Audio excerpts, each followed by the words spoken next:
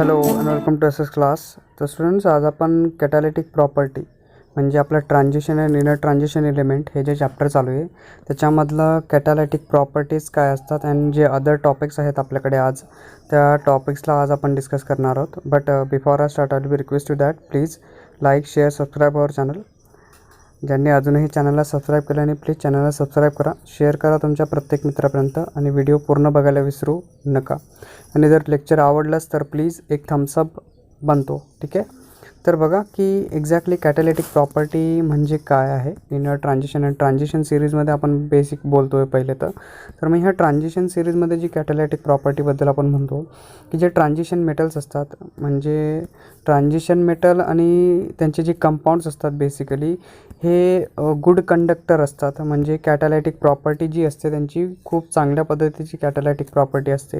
म्हणजे जेव्हाही आपण रिॲक्शन परफॉर्म करतो किंवा कुठलीही रिॲक्शन प्रॅक्टिकली परफॉर्म केली जाते त्यावेळेस जेव्हा ट्रान्झिशन किंवा त्यांचे जे कंपाऊंड्स असतात त्या रिॲक्शनमध्ये आपण प्लेसअप करतो तर त्याच्यामध्ये असणारी रिॲक्टिव्हिटी फास्ट करणं, स्लो करणं किंवा रेट ऑफ रिॲक्शन वाढवणं अशा ज्या गोष्टी घडतात हे जे ट्रान्झिशन मेटल्स आहेत त्यांच्यासाठी बेसिकली म्हणून आपण म्हणू शकतो की ट्रान्झिशन आणि जे त्यांचे कंपाऊंड्स आहेत ते गुड कॅटॅलिटिक प्रॉपर्टी दाखवतात. कशी प्रॉपर्टी दाखवतात? त्यांची प्रॉपर्टी जी असते ती कशी असते? गुड असते.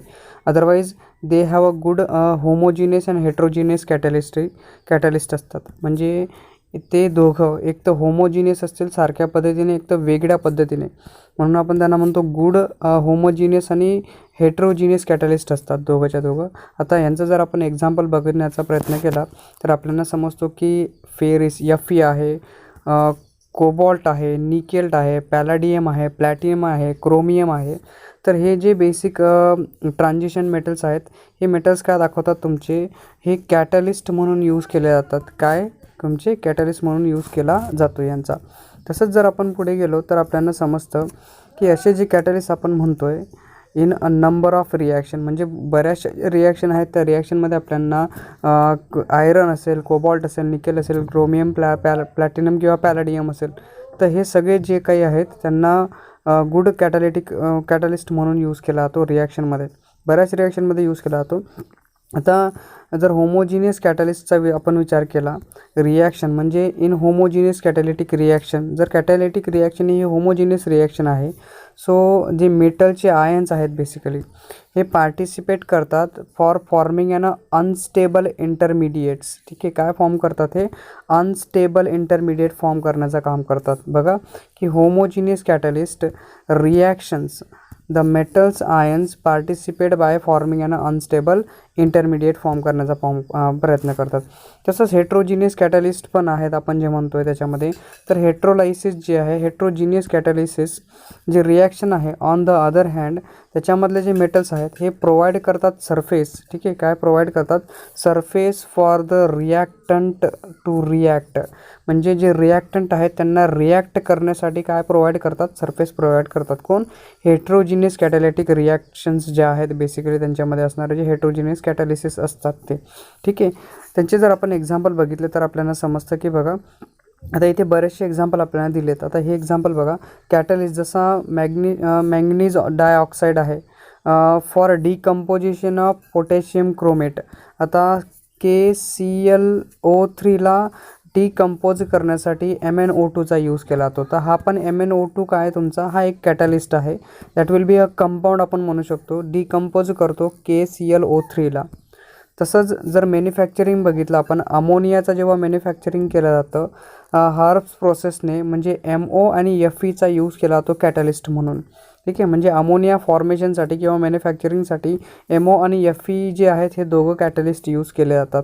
तसंच CO आणि TH जे आहेत त्यांचे जे अलॉय असतात बेसिकली हे गॅसोलिन सिंथेसाइज करण्यासाठी यूज केला जातो. म्हणजे तुम्ही जर ते आपले पेट्रोलियम प्रोडक्ट्स बघितले, पेट्रोल, डिझेल वगैरे असेल, केरोसिन वगैरे असतील तर ह्यांना सिंथेसाइज करण्यासाठी हा जो कॉपर CO आहे आणि कॉपर नाही आहे, हा कोबॉल्ट ऑर थोरियम असेल, TH असेल तुमचा, जे बोथ यांचा एक अलॉय बनतो. आणि हा अलॉय काय करतो म्हणजे ह्या अलॉयचा यूज करून बेसिकली म्हणजे हा अलॉय बेसिक कंपाऊंड यूज करून कॅटलिस्ट यूज करून सिंथेसाइज कशाचा सिंथेसायझेशन केलं जातं, गॅसोलिनला सिंथेसाइज करण्याचा प्रयत्न केला जातो.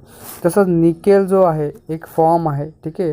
निकेल फॉर्म हा कसा फॉर्म होतो बघा, reduction of the heated oxide, म्हणजे nickel is form by reduction of the heated oxide in hydrogen. कशाच्या प्रेझेन्समध्ये, hydrogen is an extremely efficient catalyst म्हणून यूज केला जातो in hydrogenation of ethyne to ethane बनवला जातो.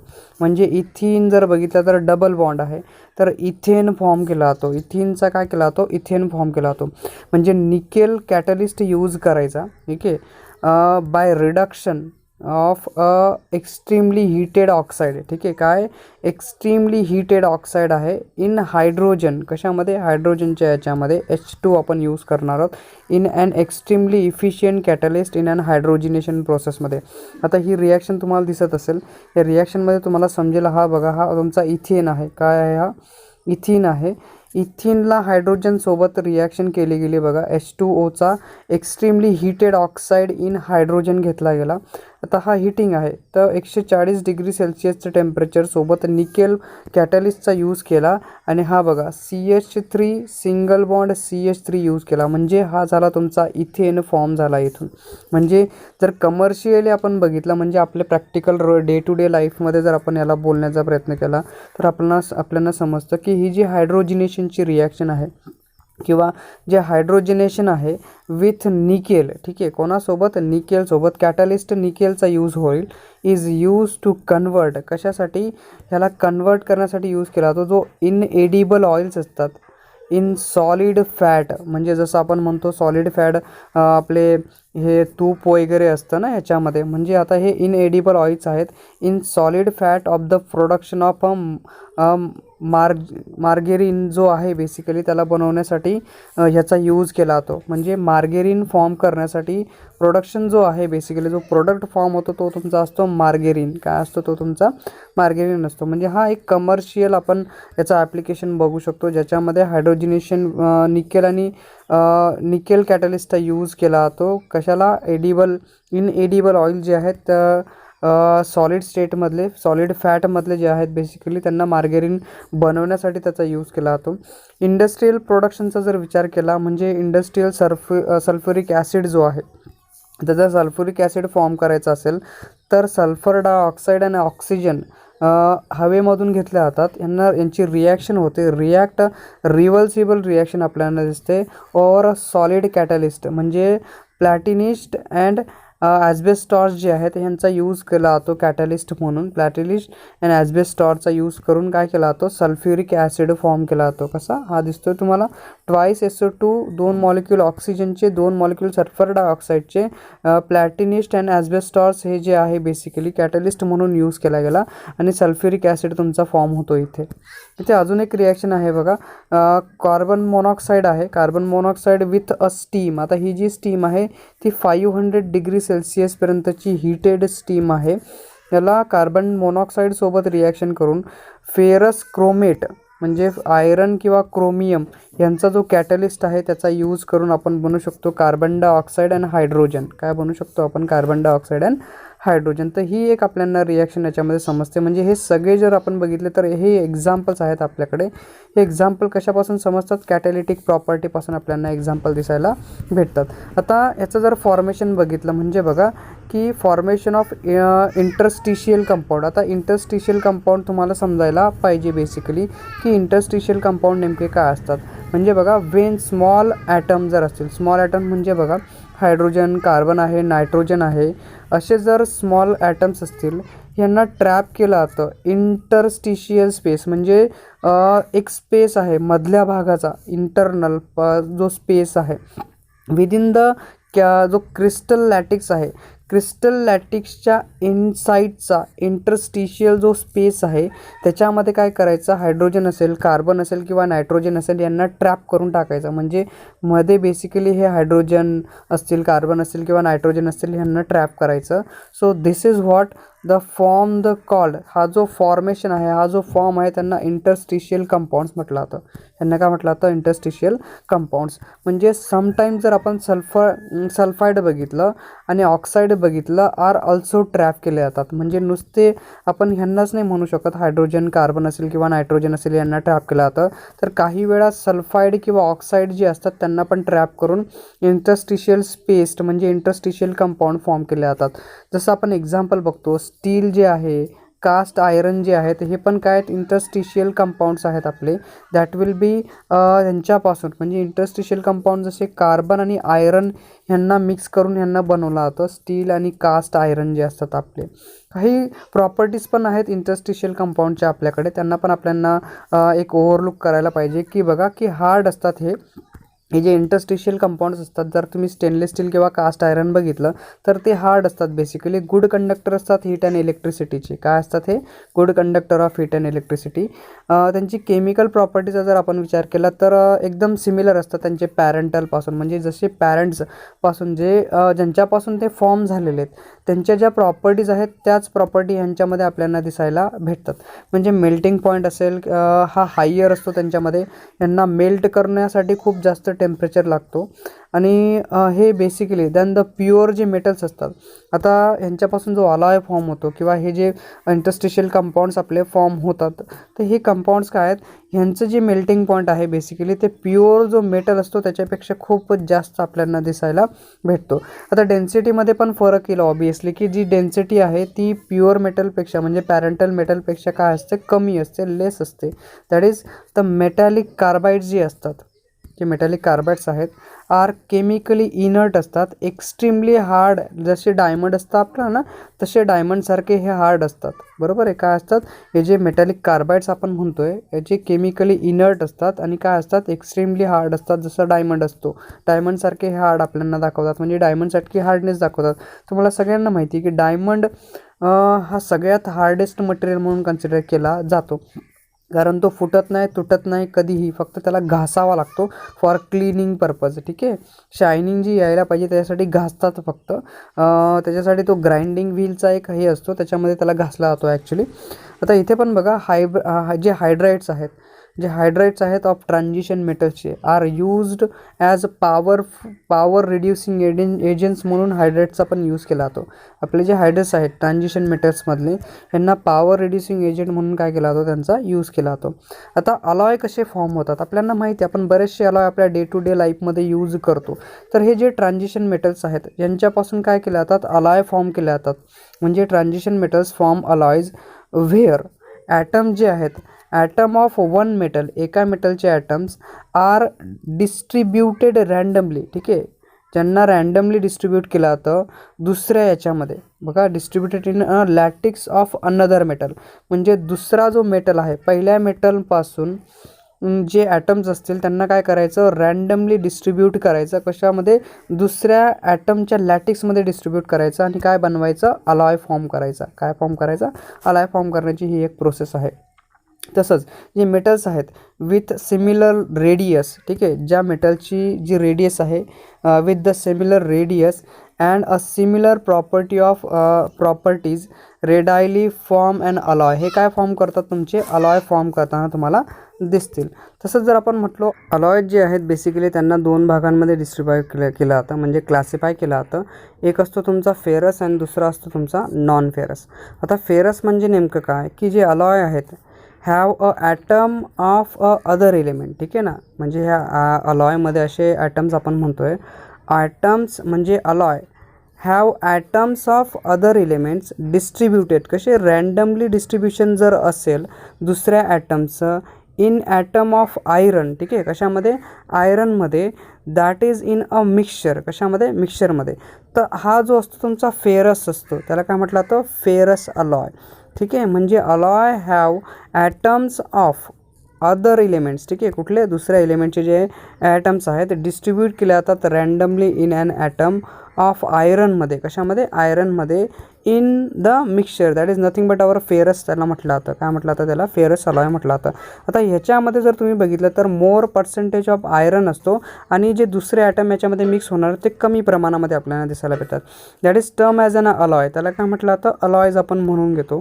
तर असे जे अलॉयज आपण म्हणतोय, असा जर एक्झाम्पल आपण बघितलं तर निकेल स्टील असतो तुमचा, क्रोमियम स्टील आहे, स्टेनलेस स्टील आहे. यांच्यामध्ये जर बघितलं तर 2% कार्बन आपल्याला आढळून येतो. म्हणजे 2% ऑफ कार्बन निकेल स्टीलमध्ये, क्रोमियम स्टीलमध्ये आणि स्टेनलेस स्टीलमध्ये आपल्याला दिसायला भेटतो. तर हा एक बेसिक अलॉय आपण म्हणतो. नॉन फेरस पण आपण म्हणू शकतो की बघा, alloys are form by mixing of atom, म्हणजे जे ट्रान्झिशन मेटल्स आहेत त्यांना मिक्स करायचं with the other than the iron, म्हणजे आयरन नाही. आता जिथे आयरन होता तो फेरस होता, ठीक आहे. आणि जिथे बघा Fe लिहिलेला आहे तुमचा, Fe इथे तुमचा नॉन फेरस आहे, म्हणजे बघा ज्याच्यामध्ये आयरन नसेल, ठीक आहे. म्हणजे alloy are form by mixing atoms of transition metal other than iron with a non transition element. कशासोबत, नॉन ट्रान्झिशन इलेमेंटसोबत त्याला मिक्स करायचं. तुमच्याकडे काय होऊन जाईल, नॉन फेरस अलॉय भेटेल तुम्हाला. याचं एक बेस्ट एक्झाम्पल आहे आपलं ब्रास, ज्याला कॉपर आणि झिंक मिळून बनवला जातो. यांचे बरेचसे एक्झाम्पल आपल्याकडे येतात. कसे बघा, की जर आपण एक्झाम्पल बघितले अलॉयचे तर ब्रॉन्झ आहे आपला, म्हणजे कॉपर आणि टीनला मिक्स करून एकदम टफ असा एक अलॉय बनवायचा. That alloy will be corrosion resistance, म्हणजे याला गंज जंग वगैरे आपण जे म्हणतो या गोष्टी याच्यामध्ये होत नाही. जसं आपण साधं आयरन बघितलं तर बाहेर जर पडून असेल तर त्याच्यावरती रस्टिंग यायला लागून जाते. तर हे करोजन रेजिस्टन्स असतात, त्यांच्यावरती करोजन येत नाही. कारण आपण ह्याच्यासारखे बरेचसे वस्तू बघतो बघा, स्टॅच्यूज असतात आपले, मोठमोठ्या स्टॅच्यूज असतात किंवा मेडल्स असतात आपले, ट्रॉफीज ज्या असतात त्यांना ब्रॉन्झपासून बनवला जातो. कशापासून बनवतात आपण, ब्रॉन्झपासून. आता sometimes we can looking at an towards आपण लाकडासाठी पण जातो किंवा प्लायवूडसारखे पण बनवले जातात. पण आता जर बघितलं तर बेसिकली जर आपण ट्रॉफीज बघतो तर त्यांना ब्रॉन्झपासूनच बनवतात, कारण ते करोजन रेजिस्टन्स असतात आणि खूप टफ असतं हे. तसंच क्युप्रा निकेल म्हणून एक आहे, ज्याला कॉपर प्लस निकेलने बनवला जातो. आता हा जो अलॉय आहे बेसिकली यूज फॉर मेकिंग यानं जे मशीनचे पार्ट्स असतात ना आपले, जसे मरीन शिप आहे, जे जहाज असतात आपले जे समुद्रामध्ये राहतात, कंटिन्युअस त्यांना सर्वाईव्ह करायचं असतं, बोट आहेत आपल्या, तर त्यांच्यामधले जर कंडेन्सरचे ट्यूब्स आहेत तर हे पण एक एक्झाम्पल आहे, ज्यात will be makes from a cupro nickel, म्हणजे कॉपर प्लस निकेलचा कॉम्बिनेशनने हा बनवला जातो. तसंच स्टेनलेस स्टील आपण जो दिवसेंदिवस आपल्या लाईफमध्ये बऱ्याच प्रमाणामध्ये स्टेनलेस स्टीलने जागा घेऊन घेतलेली आहे. इथे आपलं जे आपण म्हणतोय तांब्याने जागा सोडली, किंवा आपण म्हणतो वेगवेगळे जे मेटल्स आधी यायचे त्यांची जागा आता ॲल्युमिनियम असेल, किंवा ॲल्युमिनियम पण खूप कमी प्रमाणामध्ये आपल्याला दिसायला भेटतं. पण जर सध्या असा यूज होत असेल तर आता स्टेनलेस स्टीलचा बराचसा यूज आपल्याला आपल्या घरामध्ये दिसून जातो, ठीक आहे. तर स्टेनलेस स्टील जे आहेत are use in a construction, use in the construction, जे रिजन्स आहेत ना आपले मोठमोठ्या बिल्डिंग्समध्ये आहेत त्यांच्यामध्ये पण यूज होतो. ऑफ आउटडोअर फ्युजेल, जर आपण म्हणतो फ्युजलेज, म्हणजे आता हे कशासाठी बनवलं, कन्स्ट्रक्शन रिजन म्हणजे आपलं यांना कशासाठी यूज होतो बघा. हा जो स्टेनलेस स्टील आहे बेसिकली, हा स्टेनलेस स्टील तुमचा जो फ्युजल अल्ट्रा हाय स्पीड जे एअरक्राफ्ट्स असतात ना आपले, तर ह्यांचं जे आउटर कन्स्ट्रक्शन आहे, ठीक आहे, बाहेरचा जो भाग आहे त्यांना बनवण्यासाठी हा स्टेनलेस स्टीलचा पण यूज केला जातो, ठीक आहे. तर अशा प्रकारे आपण अजून बघू शकतो जो नायक्रोम आहे, नायक्रोम वायर पण येते आपल्याकडे. तर नायक्रोम हा जो आहे निकेल प्लस क्रोमियमचा भाग आहे. याच्यामध्ये 80% क्रोमियम आणि 20% तुमचा निकेल हा 80% असतो आणि 20% क्रोमियमचा यूज केला जातात. हॅज बीन स्पेशली डेव्हलप केला जातो for the gas turbine engines. आता हे गॅस टर्बाईन इंजिन्स जर तुम्ही बघितलं तर यांच्यावरती स्टीम येते किंवा गॅसेस येतात आणि त्यात रन्स करतात, आणि जर ह्या करोजन एरोजन थ्रू जर का यांचं करोजन एरोजन झालं तर ते ब्लेड डिस्ट्रॉय होऊ शकतं आणि पूर्ण टर्बाईन आपली काय होऊ शकते, लॅप होऊ शकते. म्हणून यांच्यासाठी पण नायक्रोमचा यूज केला जातो. टायटेनियम आपण बघतो, टायटेनियमचा पण आपल्याकडे यूज होऊन जातो. जसा अल्ट्रा हाय स्पीड जे फ्लाईट्स असतात, एअरक्राफ्ट्स असतात, त्यांच्यामध्ये फायर प्रूफ बल्क हेड्स असतात त्यांच्यामध्ये यूज केला जातो. एक्झॉस्ट जे असतात, एक्झॉस्ट शेड जे असतं म्हणजे जे मोठमोठ्या चिमण्यांवरती शेडिंग केलं जातं, वरती कवर टाकला जातो, त्याच्यामध्ये पण काय केला जातो, टायटेनियमचा यूज आपल्याला दिसायला भेटतो. पुढे जर आपण गेलो तर आपल्याकडे एक टॉपिक येतो, that is nothing but a compound. हे कंपाऊंड कुठले आहेत? मॅंगनीज आणि क्रोमियमचे जे कंपाऊंड्स असतात, जसं पोटॅशियम KMnO4 अँड K2Cr2O7 ह्यांचे जे कंपाऊंड्स आहेत त्यांना वेगळ्या पद्धतीने प्रिपेरेशन जे आहे ते आपल्याला ह्याच्यामध्ये बघायचं आहे. म्हणजे हे बेसिक कंपाऊंड्स कुठले आहेत आपले? मॅंगनीज आणि क्रोमियमचे जे कंपाऊंड्स आहेत त्यांना आपल्याला इथे या टॉपिकमध्ये लक्षात घ्यायचं आहे. आता इथे जर बघितलं तर सगळ्यात पहिले आपल्याकडे येतो प्रिपरेशन ऑफ पोटॅशियम परमॅग्नेट. आता काय बनवायचं आपल्याला? पोटॅशियम परमॅग्नेट फॉर्म करायचं आहे. तर ह्याच्यामध्ये सगळ्यात आधी जर आपण बघितलं तर केमिकल ऑक्सिडेशन नावाची कन्सेप्ट आपल्याकडे येते. काय येते? Chemical oxidation. आणि दुसरी तुमच्याकडे इलेक्ट्रोलायटिक ऑक्सिडेशन येते. दुसरी कुठली येते? Electrolytic oxidation. मग बघा, जो मॅंगनीज आहे, मॅंगनीज डायऑक्साईड म्हणजे MnO2, हा मॅंगनीज डायऑक्साईड आहे आपल्याकडे. याला हीट केला जातो, व्हेरी स्ट्रॉंगली हीट केला जातो, स्ट्रॉंगली हीटिंग दिली जाते, स्ट्रॉंग हीटिंग केली जाते मॅंगनीज डायऑक्साईडला विथ अ फ्यूज मास. ठीक आहे, कोणासोबत? फ्यूज मास ऑफ कॅटालायटिक पोटॅश म्हणजे KOH. हा कॅटालायटिक पोटॅश आहे आपला. कॉस्टिक पोटॅश म्हणतो आपण त्याला, सॉरी कॅटालायटिक बोललो मी. This is nothing but an caustic potash आहे आपला KOH. अँड ॲन ऑक्सिडायझिंग एजंटचा यूज केला जातो. हा ऑक्सिडायझिंग एजंट कुठला तुमचा? पोटॅशियम क्लोरेट असतो. हा कुठला असतो? हा तुमचा पोटॅशियम क्लोरेट KClO3चा यूज केला जातो. And with that from we can get KMnO2 म्हणजे हा असतो तुमचा dark green potassium magnet form होतो. काय बनतो हा तुमचा? Potassium magnet. And this reaction म्हणजे K2MnO4 यांच्यामध्ये जर तुम्ही बघितलं तर हा बघा मॅंगनीज डायऑक्साईड आहे, हा तुमचा कॉस्टिक पोटॅश आहे, 6 मॉलिक्युल्स ऑफ KOH. इथे 3 मॉलिक्युल्स आहेत मॅंगनीज डायऑक्साईडचे. आणि इथे परत बघा हा तुमचा आहे पोटॅशियम क्लोरेट KClO3. ह्याला स्ट्रॉंगली हीट केलं गेलं. ठीक आहे, then we can get it from it a dark green कलरचा मॅंगनीज पोटॅशियम म्हणजे इथे पोटॅशियम मॅग्नेट भेटला आपल्याला. काय भेटला? Potassium magnet. थ्राईस K2MnO4, परत potassium chlorate and 3 molecules of water म्हणजे हे 3 मॉलिक्युल्स मे बी स्टीमच्या फॉर्ममध्ये असायला पाहिजे आपले. 3 मॉलिक्युल्स ऑफ H2O आपल्याला दिसायला भेटतात. तसंच जर याच्यामध्ये बघितलं इन न्यूट्रल ऑर जर ॲसिडिक मीडियम असेल आपल्याकडे, बघा न्यूट्रल किंवा ॲसिडिक मीडियममध्ये हा जो आपण ग्रीन पोटॅशियम मॅग्नेट बघितला ना, याला डिसप्रपोर्शनेट केलं जातं with a KMnO4 and MnO2 सोबत. And where we can get it that. हा बघा आता थ्राईस 3 मॉलिक्युल जे आपल्याकडे इथे आले होते ना, ठीक आहे, म्हणजे थ्राईस K2MnO4चा यूज केला गेला. 4 मॉलिक्युल्स आहेत कार्बन डायऑक्साईडचे आणि 2 मॉलिक्युल्स वॉटरचे जे होते ह्यांना काय केलं बघा इन न्यूट्रल अँड ॲसिडिक मीडियममध्ये. ठीक आहे, न्यूट्रल आणि कशी मीडियम आहे आपल्याकडे? न्यूट्रल अँड ॲसिडिक मीडियममध्ये याचा यूज केला गेला. So we can get it here, that is what a twice KMnO4 आपल्याकडे भेटला. अँड MnO2 अँड 4 KHCO3 आपल्याकडे भेटून जातो. म्हणजे अजून जर आपण बघितला हा जो आहे मॅंगनीज म्हणजे जसं आपण KMnO4ला काय केलं आहे न्यूट्रलाइज ॲसिडिक मीडियममध्ये जो पोटॅशियम मॅग्नेट होता आपल्याकडे त्याला डिसप्रपोर्शनेट केला आपण, तसंच हा जो आहे थ्राईस MnO4चे 2 निगेटिव्ह मॉलिक्युल्स 2 अनआयन्स आहेत आपल्याकडे and 4 ions, that is 4 molecules of hydrogen ions plus ion आपल्याकडे दिसतात. So we can get it that twice MnO4 and MnO2 twice H2 आपल्याकडे भेटून जातो. So that is the liquid जे आहे हे जे लिक्विड याच्यापासून बनतं इट कॅन बी फिल्टर्ड केलं जातं. याला काय केलं जातं? फिल्टर केलं जातं थ्रू द ग्लास वूल. ठीक आहे, कशा through? Glass wool through. Otherwise यानं सिंटर्ड ग्लासचा यूज केला जातो. कशाचा? सिंटर्ड ग्लासचा किंवा ग्लास वूलचा यूज करायचं आणि काय करायचं? इव्हॅपोरेट करायचं अंटील त्याचे जे क्रिस्टलायझेशन होत नाही, म्हणजे जोपर्यंत त्याचं क्रिस्टल फॉर्मेशन होत नाही तोपर्यंत काय करायचं? त्याला इव्हॅपोरेट करत राहायचं. अँड देन जो पोटॅशियम परमॅग्नेट आहे आपला हा फॉर्म होतो स्मॉल क्रिस्टल्स सोबत. कशासोबत? त्यांचा जो फॉर्मेशन आहे स्मॉल क्रिस्टल्स म्हणतात, विच आर ऑलमोस्ट ब्लॅक कलरचे दिसतात इन ॲन ॲपेरन्स. म्हणजे याच्या थ्रू आपले काय म्हणतात बघा, पोटॅशियम परमॅग्नेट फॉर्म होतो, small crystalline which will be almost black कलरचे दिसतात आपल्याला. दुसरं पण आपल्याकडे आहे ज्याचे will be using in electrolytic ऑक्सिडेशनचा पण यूज केला जातो. आता इट इज अल्कलाइन सोल्युशन असतं बेसिकली. कसं? Alkaline solution of manganate. ठीक आहे, कशाचा? मॅग्नेट आयनचं अल्कलाइन सोल्युशन घ्यायचं, इज इलेक्ट्रोलाइज केला जाता बिटवीन द आयन. याला आयनचा इलेक्ट्रोड घ्यायचा, सेपरेट बाय अ डायफ्रामने त्या इलेक्ट्रोड्सला काय करायचं? सेपरेट करायचं.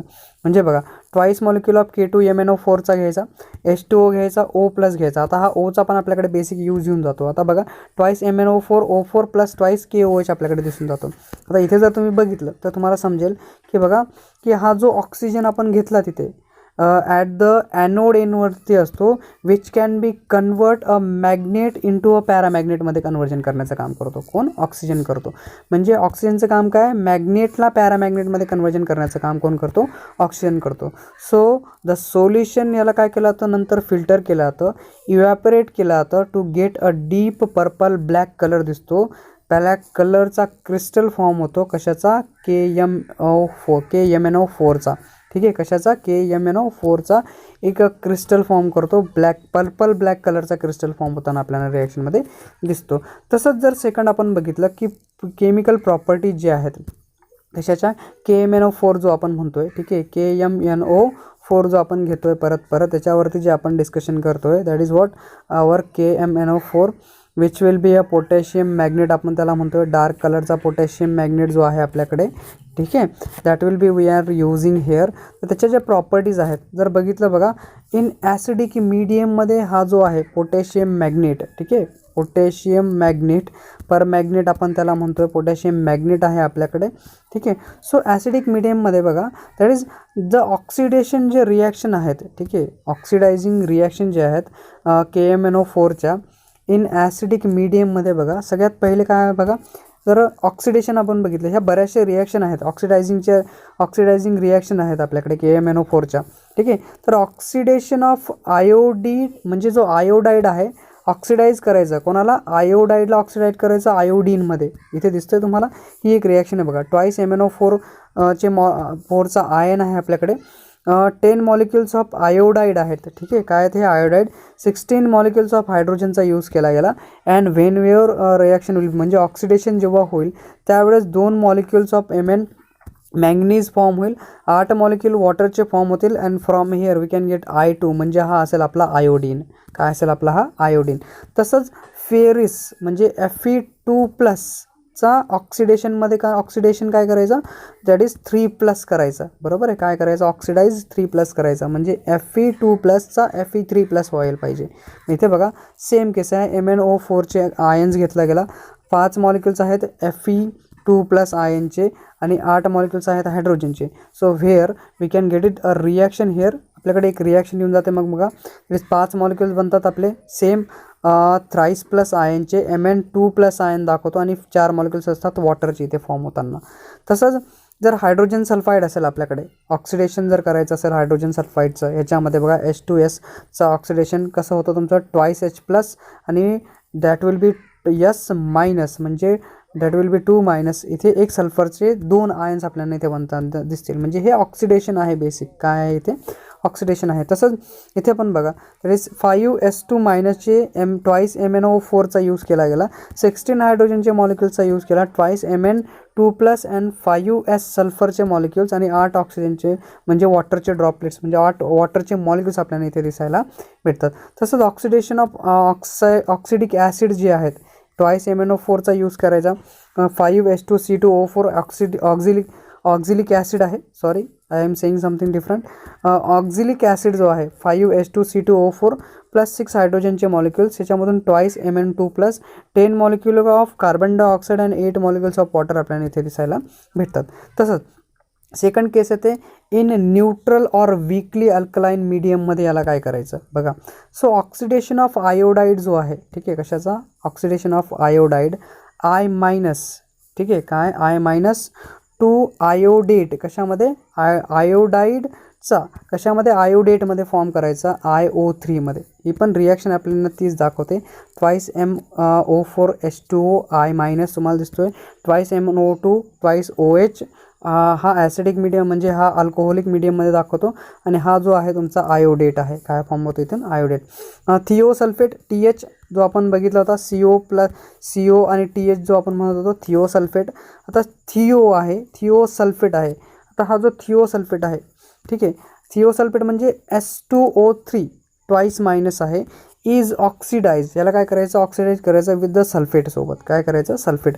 मग इथे पण तुम्हाला ही रिॲक्शन दिसते. 8 मॉलिक्युल ऑफ MnO4 चे घेतले गेले, थ्राईस H2O3 जे थिओसल्फेट आपल्याकडे आहे, H2O घ्यायचा, 8 MnO2 आपल्याकडे येऊन जाईल.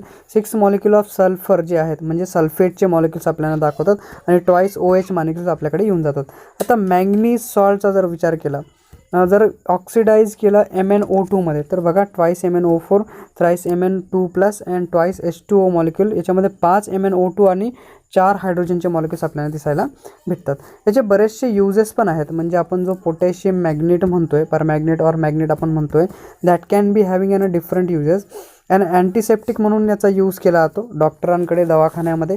अनसॅच्युरेशन टेस्टसाठी यूज केला जातो लॅबॉरेटरीजमध्ये. तसंच व्हॉल्युमेट्रिक ॲनालिसिससाठी यूज केला जातो. रिड्युसिंग एजंट म्हणून त्याचा यूज होतो तिथे. डिटेक्टिंग हलाइड्सला डिटेक्ट करण्यासाठी, त्यांचा जो हलाइड जे आहेत, ठीक आहे, अल्किल हलाइड्स असतील किंवा हलाइड ग्रुप असतील, त्यांना डिटेक्ट करण्यासाठी क्वालिटेटिव्ह ॲनालिसिस करण्यासाठी पण KMnO4चा यूज केला जातो. पॉवरफुल ऑक्सिडायझिंग एजंट म्हणून पण लॅबॉरेटरीमध्ये, इंडस्ट्रीजमध्ये याचा काय केला जातो, यूज केला जातो. I hope you understand all this concept. तुम्हाला समजले असतील. जर समजले असतील तर प्लीज एक थम्सअप सफिशियंट आहे. Thank you for watching this video.